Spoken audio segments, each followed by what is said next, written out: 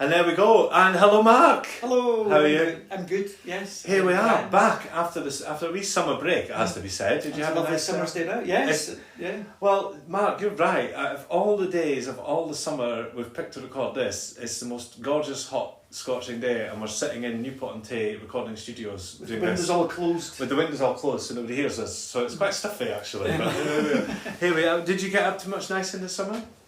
I had a very busy summer. Yeah. Busy? Yeah, I had a couple of small breaks and some at work also. Nice. Anything nice in Newport that you did? You can think of? No. No, Unfortunately. Well. No, I actually been pricking lots of brambles. Oh, no, well, don't go there because we've got a surprise song coming up about brambles, haven't we? Ruining it already. No, you're not. No, we're only joking. It's something to look forward to. Yeah, we went bramble it's a picking. taster. It's a little. I think I couldn't say it better myself, Mark. Yeah, is it? We went actually for a little bramble walk last night, didn't we? And a bramble ramble, and it inspired the song we'll close with. Yeah. Tonight or today or whenever you're listening to this, actually, you can listen to it any time. So anyway, hello ladies and gentlemen, welcome back. We're going to bring you right up to certainly Christmas in the next bunch of podcasts that we're doing, and we're hoping, we don't know, but we're hoping to maybe do a kind of a live one around Christmas time where we'll get a few people in that have had in the podcast and we'll sing some songs and do that. But that's all coming up. But thanks to everybody who's been in touch over the summer, and people have mentioned it, and we put out a request for sort of pastimes in Newport. Yeah. What pastimes have people been getting up to in the whole time of Newport? And there's already pastimes now that people still do. What's gone, what's still here. And we've got quite a few in, Mark, but I was just thinking, what did we do for pastimes when we were younger? We went to Rio. Definitely. And in winter, well, it's summer now, but in winter time we used to make nice slides. Yeah. Pavements and skydiving. Do a bit of that. Steal a sledge, I seem to remember we did. Yeah. All coming out now. But do that, and of course the garden hopping was popular. I don't know if do people do that now? I have no idea. They either don't do it or they're just very good at it. Yeah. And you don't actually see them doing it. But that plundering was another one as well. What one? Plundering. Plundering, yes, yeah. Let's do a bit. So I saw a really good apple tree the other day, and I had a sort of flashback to when I was younger, I'd go, let's go there tonight. Yeah. Where was it? Just round the corner from you, actually. Oh, was it? Yeah. Well, we'll do it. Yeah. We'll do it after this. But your live podcast, plundering podcast. Yeah, the plundering roots of Newport-on-TayTV. I might get into trouble with that. But we had a lot of people writing in, so I just want to say thank you. So what we'll do is we'll go through some of the old pastimes that happened in Newport. We've got a random song about a shop in the high street that we're going to do. We're going to do a serious little talk as well about something about the cenotaph. So that's our serious bit today, and then we'll finish off with a little song, and we'll see how you go. And we'll ask you guys to write in to newportontaytv@gmail.com. Yes. And we'd love to hear you. And we've also got a WhatsApp button on the Facebook page, right. So you can just WhatsApp. And we have had a couple of WhatsApp. So we're going to kick off actually with the WhatsApp messages that we've got. And the first one is from Sarah. The only thing with WhatsApp is I don't have the second name. So I have replied, so hopefully they write back, because to get a pencil I need to know who you are. But she's written in and she said there used to be a curling rink in Berry's Den. Yeah. Do you remember that? Yeah, I do. I do remember it actually. I remember going down at New Year and seeing people playing. I can remember going down, I used to go on the bikes and just skate down. And where was it exactly? Berry's Den, past the bottom duck pond, and you go up. And just as you go around to the beehive, it's on your right, and you go down and it's really overgrown. Oh, right, okay. Near that, there's a wee overgrown pond. Right. There's 3 ponds. Yeah. It's a second pond. Right, okay. And apparently they used to have quite sort of big competitions there. Well, I went down and there were people playing, and they showed me how do you say, huddled some stones? I don't know. Yeah, a few stones. Huddle a stone. Yeah. We're gonna. Well, that was in Berry's Den. So, and apparently it was quite popular. And of course, Berry's Den in itself is a pastime, isn't it? You just walk around it and all the rest of it. And we're calling out actually. So we're gonna want to speak. Hopefully, we'll speak to one of the Berries on one of the podcasts. Yeah, that'd be interesting. It would, and we can learn because it's a lot of history there. So yes, Sarah, we do remember the curling rink, and we're going to speak a bit about later on. But this one is quite interesting. Joan again did it on WhatsApp, but hasn't left her second name. There's a bridge club in Newport, called the Annandale Bridge Club, and it's been going since. Now I've written it down here, and of course I won't find it now when I'm looking for it. the Annandale Club started, well, it's 50 years old at least. So it was 40s, I'm sure you said it was 50. Was it the 1940s, was it? Yeah. I've lost it here now. Let's say 48, and they can What? correct us if we're wrong. And is that a card game? Yeah. It is. Yeah. And did you say you played with little pegs? I think so. I've never played it. No. Yeah. But that's one of the things that happened in Newport. And that's still going. So if you want to join the Bridge Club, you can go to the Ked Hall. Not the Ked Hall, that's in Dundee. You can go to the Blythe Hall and you can join in. So it is still going there. Annandale Bridge Club has met weekly since 1949 and is still going strong in 2020. Well, no, it's 2024, but I mean that's the last thing that was written about it. But yeah, it's got over 40 members still at present. Brilliant. So that's still going, and there's a chess club which was going, but there's a new one. Is it Knights? Knights of Yeah, that's the thing. That's a new one, isn't it? I've seen it. Maybe be smiling, so the poster. Yeah, what is it called? The Knights of. Yeah, I know what you mean. Knights of Newport. We'll have to look. We should have looked it up before we start. But we've got that, and I think that still takes place on I think it's a Thursday in the Newport Club.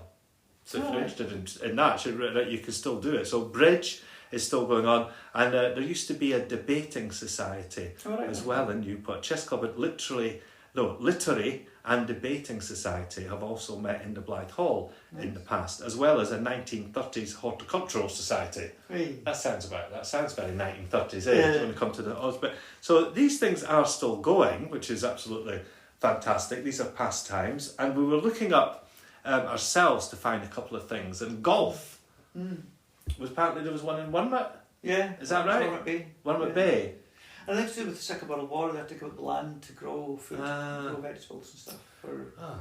Really? Give up golf for the Second World War stopped that. Yeah. Oh good. And then and also there was one up by. Now you said the name of it. What's the name up in Verdovett?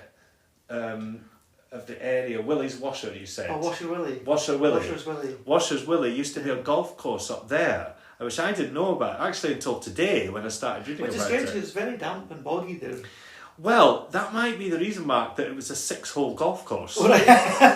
Yeah, I've never heard of that before. I know. A 6-hole golf course. Yeah. Well, I don't really like sports, so 6 holes would be great for me. It's better than 18 holes seems quite a lot. Yeah, that's far too many. But so they had like that up there, and they did have championships apparently, but because it was a 6-hole golf course, they all had to play it 3 times because there wasn't enough holes. But I was speaking to Mary, and we've got an interview coming up with Mary Shields today, and she was saying that there used to be some sort of clubhouse up there as well. So.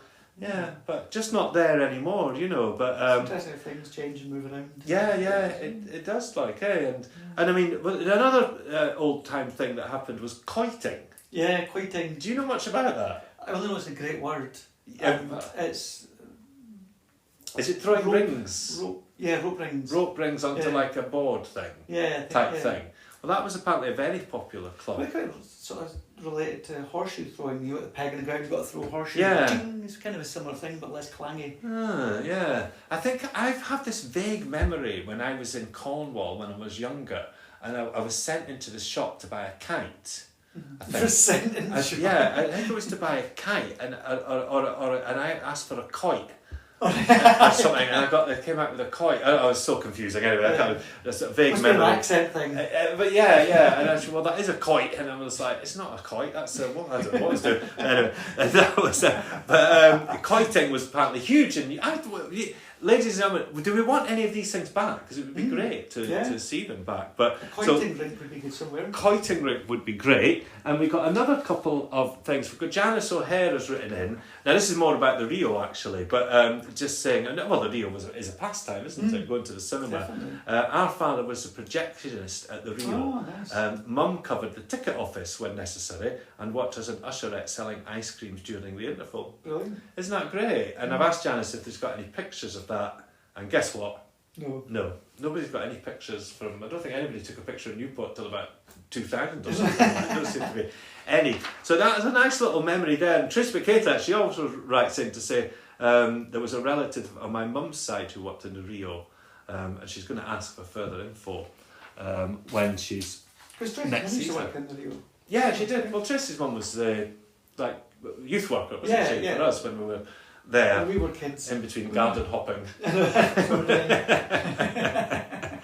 And Susan Miles, she's written in. Now she's given us. This is about the Pastimes, and she's actually written about two things here. One, she's written about the Rio. She says there was an early showing at 6 p.m. for the kiddies. 2 front rows were 6D, and the next 2 were 9D. Lots of cowboys and Indian films. Don't remember any other kind. Roy Rogers and Trigger, Hail Silver. She's lots of cheering and shouting, but no bad behaviour. And Wall's ice cream was available at the time. But she's also said that in another pastime in Newport was called drama clubs. Yeah. And my grandmother was in the Phoenix Drama Club. Mine was in Tams. Tams, yeah, and that's still going. Yeah. It's to Tams now, is that right? Yeah, it's to Tams, yeah, that's right. If you're going to change your name, that's a great name. Yeah. And she also mentions there was one called the Green Room Club. And they apparently met. No, I'd never heard of it, but they met in Royal Buildings, but they performed in the Rio in the Blythe Hall. Right. Yeah, so that was, and she's actually, Susan's put here, your gran, mum and auntie have all graced the boards there. Oh. Well, I was like, my mum never mentioned that. I don't know, I've had to. But, so she said, ask your mum. I said, I'll ask her the next time. But my gran was definitely a big theatre person in Newport. So the Green Room Club. And apparently at the time, on the Rio, on the roof, there was a massive big The Rio. Oh, right. Did you know that? No, not at all. I didn't know that, but in Mary today, who we're going to hear from, I was speaking to her, and she said if you go out onto the water, you can still see remnants of the Rio written on the roof, but you have to be that far away. So it's written on the roof, it's not like a sort of it's written of metal or something? No, apparently it's massive letters written on the roof. Oh, right, okay. And but apparently that's what they did then, so you could see it from the boat and stuff, so it was a destination to go to, yeah. So she's done that, yeah. She used to have a huge Rio printed in huge letters on the roof, so you could see it from the factory. Along the wall. Well, that's what Mary said today. She said, but the Seymour Hotel had that, and I think the Newport also had a big thing on the roof as well. Yeah, that's right. Remember that as well? Yeah. So so there's lots going on. We need more roof painting in Newport. Yeah, let's bring it back. Yeah, painting roofs. So there's some pastimes that went on. So what we're asking is, what would you like to see back in Newport? I'll go for the garden hopping. Yeah. But we do have this, and this is actually from Anna Patskan. Now, she's in Ukraine, and she's written down here, a group of 24 kids and adults from the Ukrainian village stayed in Newport in 2000. It was the best time for us during these 2 weeks. We are very grateful to all you in Newport and the Twinning Association. Zolotarevo, is that right? Yeah. Is that how you say it? Yeah, I don't know, I say Zolotarevo.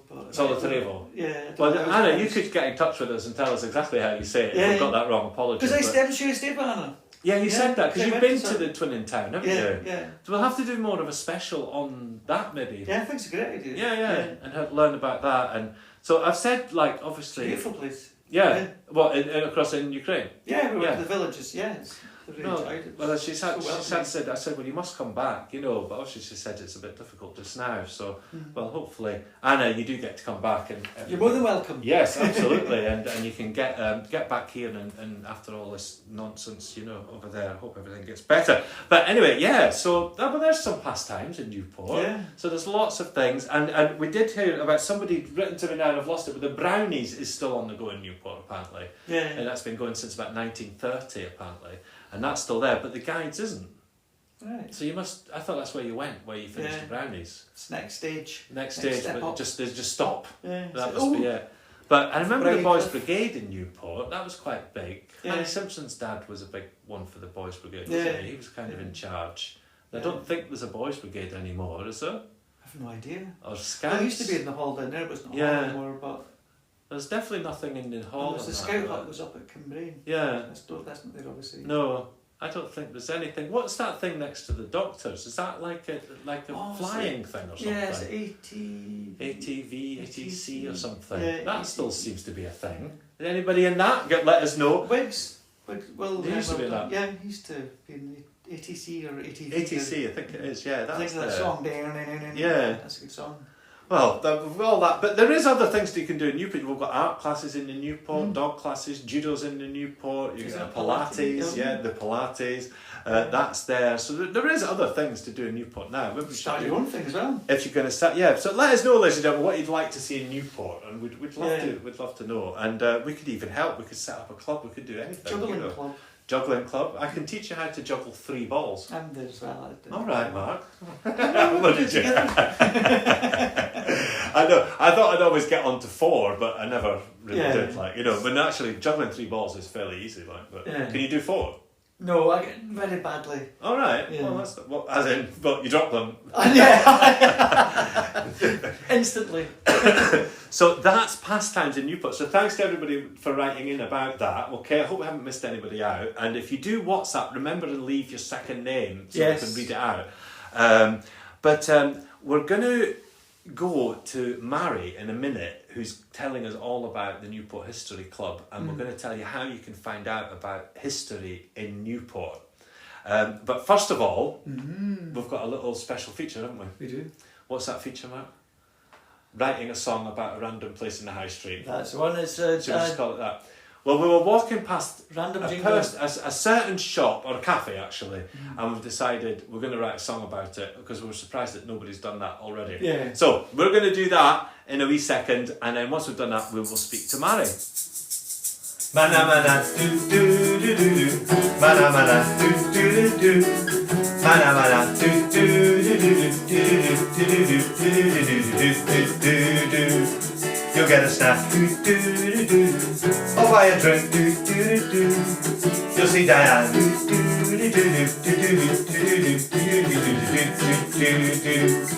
then in the high street, there's other shops, some up and down,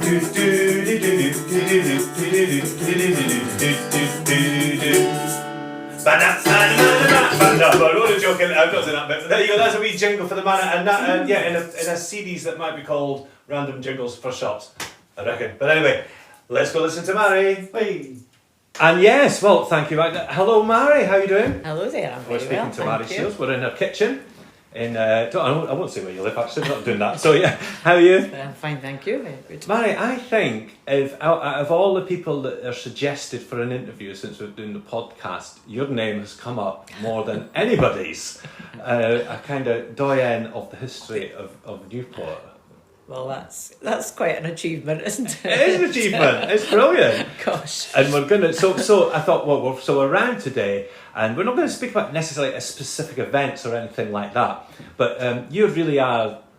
Well, there's lots of people involved, but shall we say the head of the Newport History Group? Well, it's very much a joint effort. But I'm lucky because I get to do all the history work on it, and everybody else does all the donkey work, which is good. Just a great arrangement. That's the position you want to be in, Mary. And so I got all the good fun to do. And there's been tons of stuff, and we're going to cover a wee bits of it, because some of the stuff that History Group's done is great, and we're going to point you to the website and everything. But so Mary, when did you first start? When was your first interest in Newport history, or has that always been a thing? I suppose it's always been a thing, because when the church hall was being built in 1990, somebody Joan Mitchell suggested to me that we do a guided walk, and she would organise the walk and I would do the local history. Yeah. But her idea of a walk was from Balmerino to the top of Norman's Law, which didn't appeal at all to me. So I said, no, nonsense, that's not for me at all. Let's just do around Newport instead. Yeah. So we did that. And we charged people for it because we were trying to raise money for the new hall. And people kept saying, I've got an old photograph of this, or I've got a photograph of that. Yeah. And we thought, right, we'll do an exhibition next. Yeah. So and that was it. And that was the start. Absolutely hooked from then on. Yeah. And so 40 years, I suppose. Is that how long it's been? 40? Getting on 30 odd. Can't count 30 plus. And so the accumulation was that is that you did the displays in the Blythe Hall. Yes, so we did 5 really big exhibitions, and that was Joan and myself and William Owen who organised those. And we did those in the 90s, and then 2006 and 2016 was the last big one. Yeah. And at the last one we decided we're all getting too old for this. It's too big, too much work at once, so we'll just set up a history group and see how it goes. We'll do different things. Yeah. So we now carry on. We still do exhibitions, but we tend to do exhibitions on one topic now, Maybe not smaller everything scale. at once. Yes, can cope with that. And because you had one at the festival, you had an exhibition. We do many exhibitions then, we're very fortunate because the podiatrist always allows us to use his space in there, which is fabulous. So we can do smaller exhibitions in there when the festival's on or when the late night shopping. We do Newport shops in the past. So there's not, and you don't think there'll be another, or not in the, you're not going to do another big one as far as you're aware? I don't think so. You look tempted, man. I'm going to be honest with you. But the good news is that all the stuff that was in the history exhibitions that were on the Blythe Hall is, as I understand it, is now online. Yes, it's all online because because we thought it was going to be the last exhibition. We had everything in the exhibition photographed before we returned the items to people that had loaned them. So everything that was in the exhibition is photographed. And of course, over the years, I've collected a huge amount of stuff, and so have other people, and given it to us. And so we now have our archive being developed in the Blythe Hall. Right, okay. So I can see an end to that. At first it was just such a huge job filing and cataloguing and organising everything that it just seemed endless, but actually I can see I can actually see the end now. And where will all that stuff stay? So it's going to stay in the Blythe Hall, and we hope that we can arrange some sort of system where people can see what they can go and see it once. We haven't worked that out yet, because of course the hall's not open. No. So we'd need to arrange that. Right, and some of the stuff from the history groups in the library. Actually, there is stuff in the library. Is it? So there's stuff in the library. It's not ours though. It's okay. Five councils. That's the councils. But also in the manor. If you go in the manor, there's some of the stuff that was on display as well, isn't there? Yes, I did that. And you can see stuff there. So the photographs in manor all belong to us. Yeah. So you can see going to manor. We've got some stuff about manor coming up later. We'll go into that after. But I mean, some of the stuff my favourite stuff, and I enjoy coming to the meetings when I'm not working, and the stuff that you've organised. But I'm going to pick out some particular things. The tapestry is something that the history group did. And that's sometimes displayed. I mean, that's a wonderful thing. Yes. Whose idea was that? Well, I had a wee news cutting from about 30 years ago, and it was called Stitch Your Village. Right. And it was a village down in the Borders that had done just that. And I had this tucked away in a folder for years and years and years, and after the history group was set up, I thought, right, this is the time to do it. So I handed it over to Tessa, and she really organised, and sadly we've lost Tessa this year. It was a huge loss to the history group, because she was such a good organiser, and she kept us all in line and so on, and we miss her terribly. But Tessa really took over the tapestry and got us all organised for that. And it just grew, because we thought at first we'd do maybe 12 panels and then 20, and ended up with 30 locations. Really? And some of them are historical and some of them are, as they are today. Well, there's just so much. Then Tayport followed us, so they copied our idea. You are joking. Yes. Well, the Bayou might accuse us of doing the same thing. But that's so it's not on display at the moment, is it? But it's variously you can see it. We had it on display on Festival Day. We had it up, and that was the first time since before COVID. Right. And we're torn between trying to think where we could have it on display permanently, where people might lose interest in it. Well, whereas when we do have these pop-up exhibitions, people are more likely to say, I haven't seen that for ages, we'll go and see it again. And you do boat trips as well. Well, the boat trips were organised last year because it was 2023, and the ferry pier was built in 2023, and the ferry pier was built in 1823 by Thomas Telford. So we thought we should really acknowledge that. And we had done an exhibition of the pier and the pier area not that long down in Boat Brae before the restaurant opened, after it was done up by the Andersons, but before the restaurant opened. So we did an exit, and we thought, we don't want to repeat that. And I think it was Joan that came up with the idea of boat trips. So it was they've been a huge success. 180 people have now gone on these boat trips, because we did 10 last year and we've done 5 this summer. So that's another thing you can get up to in the Newport History Group. So you take new members. We take new members. We have over 400 members. Right, okay. Which is just amazing. And they can go onto the History Group website and email the history group website, and their name can be added to our email circulation Mailing list. Yes. Right. So it's just, if you Google Newport-on-Tay history, you find the website. There is a phenomenal amount of stuff on the website. I've had a look at it. Absolutely It's amazing. mind-blowing, and we're adding things all the time. But that was a COVID project. In 2020 we did that towards the latter end of the year. There's something to come out of great. COVID anyway. It was fantastic. We'd probably never had the time to devote to it quite as much. It still takes a lot of time. I think it will never be finished. The favourite thing you've done is when you took the names off the cenotaph and school children did a little story about all the names on it, and you had the poppies all around Newport. That's a brilliant thing. I bet people are copying that. I think people would like... We were very fortunate because Gordon Small, I don't know if you remember Gordon Small, he was a super person. He had done a lot of investigation into the names on the memorial, so we could take that and build on what he had done. It was easy for us then to find out more about each one. And if you were starting from scratch... And of course, we also have the advantage of having William Owen's website. Yes. Which is so different from our own. Yes. But has a wealth of material on it. It's absolutely mind-blowing what's on his website. And so finding out where people lived and so on and what their families did made it much easier because we had that available as well. So anywhere else would find it very difficult to do what we did, I think. So it's quite handy. Yes. But I think getting the children involved, I think that was Tessa that said, let's get the schools to do the poppies. That was good, and then we gave each pupil one specific casualty, so they knew who they were making their poppy for. And that'd be interesting. And we've had some really interesting follow-ups.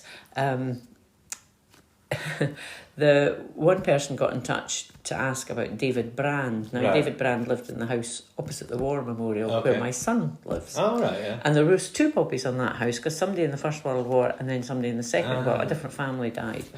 But this historian in London got in touch to say he'd bought some stuff randomly at a sale. Yeah. And it was photograph albums. And he found a photograph of this David Brand. He couldn't read the names on any of the photographs because they'd been glued in, and when he undid them, the glue, you couldn't make out names, except for this one, David Brand. And he Googled David Brand, found our website with David Brand on it, got in touch and sent me a photograph, the photograph that was in the album, which was David in the trenches. So I got it blown up and framed and given to my son for his Christmas. So it now hangs beside the window where you can see the memorial in the background. That's a lovely story.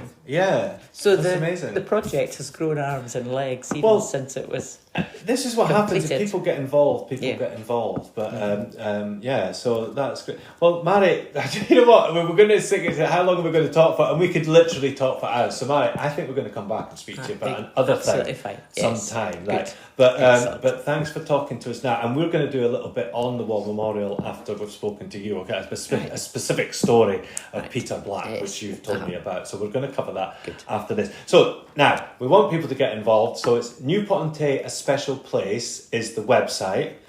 Is that correct? Yes. And you can, and from there you can join the group if you want. And if you've got any historic items, photos, stories, tales, Mary will be more than happy to hear them. And what was the other website you mentioned there? William Owen. I think that's Forgan Archive. Forgan Archive. If you Google Forgan Archive, then that will come up. I can't remember the official name of it. I'll check that because I've looked at that, everybody. And ladies and gentlemen, you can look on that website and it'll give you the history of every house, I think up to 1973. Yes, it's the 70s. Yeah, up to 73. And I've looked at my house and the previous owners were in it, and all the owners right back to 18 odds or something. So that's worth doing as well. But we'll mention it again in the end of the thing. But Mary, that was then. Thank you so much for taking the time to speak to us. Okay, and thank you. Good luck with the. Well, you don't need good luck. I think you're doing a great job. It's fabulous. Thank you very much. And I think we'll come back sometime. For the now, we're back to Simon and Mark. Okay, thanks, Mary. See you later. Bye. Bye. There we are. Well, that was Mary. Yeah. Well, how interesting was that? Oh, amazing. Yeah, it's fascinating. I think that the sort of archive and stuff that they've got now is amazing, and although they're not doing exhibitions at least at the moment, or the big one, you can go online and see it, and we'll give you all the details of that actually in a wee minute or two. Yeah. Because what we're going to do is we're going to pick out one of the more interesting stories about Newport history now, Mark, and it's about, now people might know this already, but we think it's an interesting story. Yeah, definitely. And it's about the cenotaph in Newport. So this isn't a jokey bit, we might say, of the podcast, because it's not very, well, it's kind of, it's a horrible tale we're about to tell, but kind of very interesting. Nice in a way about what happened, isn't it? So ladies and gentlemen, just settle back for a minute, and we will tell you, if you don't already know, about the tale of Private Peter Black. Now, this young man was only 21, and his name is on the cenotaph just at the top of the High Street, because that was put up, and this Peter Black was in the First World War. However, he was shot by a firing squad on the 5:47 a.m. on the 18th of September 1916. And his name, I'm reading this off an article actually online, his name might have been forgotten forever were it not for the public outcry in his hometown of Newport-on-TayTV. So this poor man was shot by his own side for, what they called then desertion, wasn't it? Yeah. But it was just more like probably just being absolutely petrified of what, I mean, imagine getting involved in that now. And he was executed basically by the British Army and government for not doing his part, as I suppose they saw it in the war. And after the First World War, there was lots of plans for cenotaphs and things like that, and plans were drawn up to put one up in Newport to commemorate the lives of the 84 local men that were killed in the conflict. Now, some bereaved parents and the local War Memorial Committee wanted to exclude Peter's name on the grounds that it was unsuitable for a role of honour. However, in Newport, some ex-servicemen, including friends of Peter's who had gone to war with him, had protested angrily and even threatened. And this is the story of there was explosives collected from a quarry, and the threat was that if they don't put Peter's name on it, they'll just blow it up. So that's the kind of thing we were talking about. I call it a bomb threat, but they were just going to, it is, and I mean, I don't blame them, quite frankly. It's just, and they were threatening basically to blast the memorial into the River Tay with stolen gelignite if Peter's name wasn't put on it. And I mentioned this to Mary. She didn't mention it in the interview, but and it's down here. There was huge meeting in the Blythe Hall, and it was quite a tense meeting.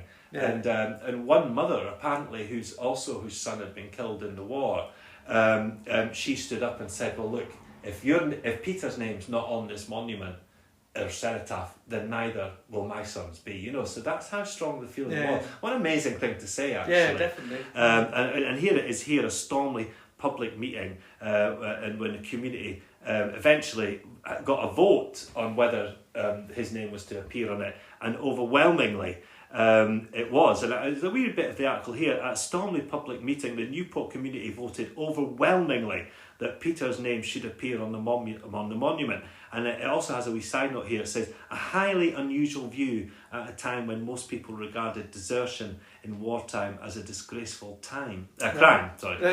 So we thought we'd bring out that little tale, because it is a nice tale, isn't it? Like I said, it's not a nice tale, but it's quite heartwarming in the end. That people, and Mary actually said that his family stayed in Newport, for a long, long, long time after that. And she said that actually during the war, in some places, some people left their villages because of that happened, because they were embarrassed, and it's just a terrible time.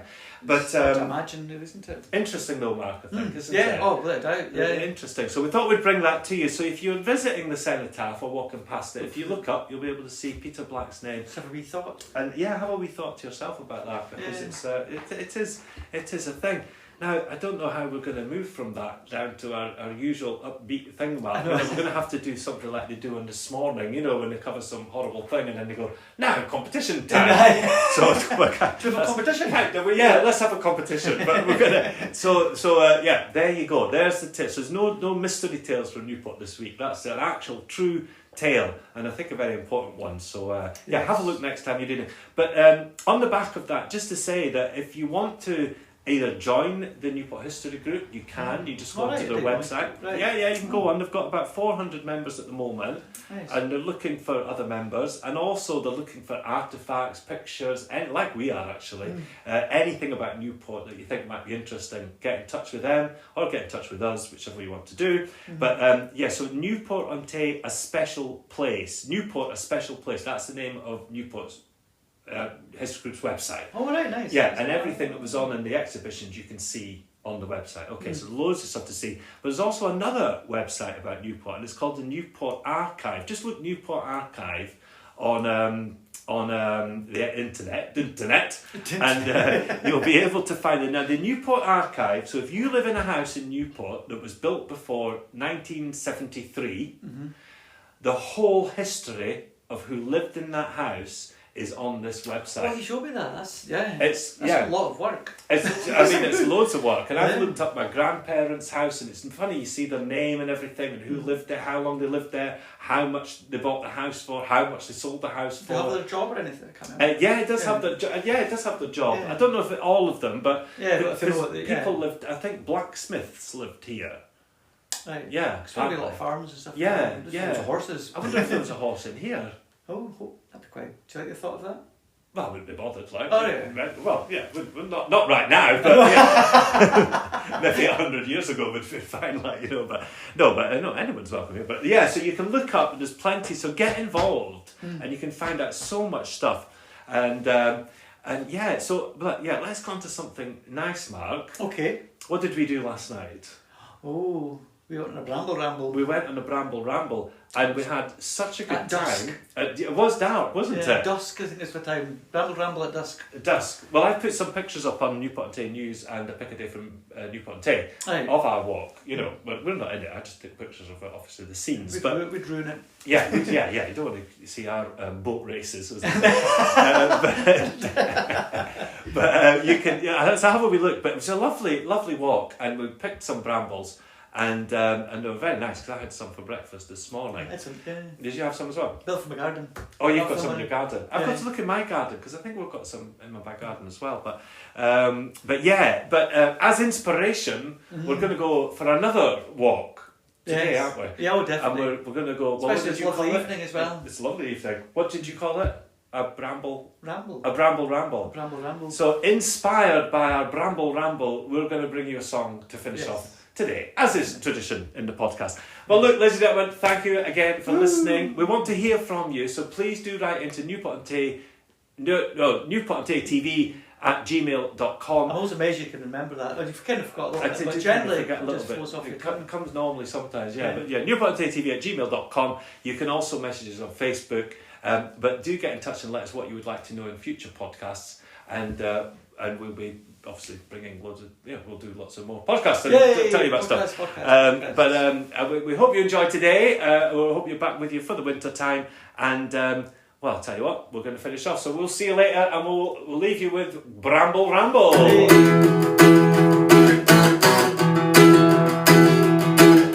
I'm sitting in the house looking for something to do. Then I got a call from the Bramble crew. And then I knew exactly what to do. There's gonna be a Bramble Ramble. There's gonna be a Bramble Ramble. There's gonna be a Bramble Ramble. There's gonna be a Bramble Ramble. Walking up the path, deep in a ramble. The excitement is getting just too much to handle. We just can't wait to get to the juicy brambles. There's gonna be a Bramble Ramble. There's gonna be a Bramble Ramble. There's gonna be a Bramble Ramble. There's gonna be a Bramble Ramble. And there you go, Mark, thanks for that. That was the Bramble Ramble. So get up to Inverdover and pick some brambles. Yeah, and you can sing that song while you're at it. Thanks very much for tuning in. We'll see you next time right in Newport-on-TayTV at gmail.com, and we'll see you soon. Bye for now. Bye.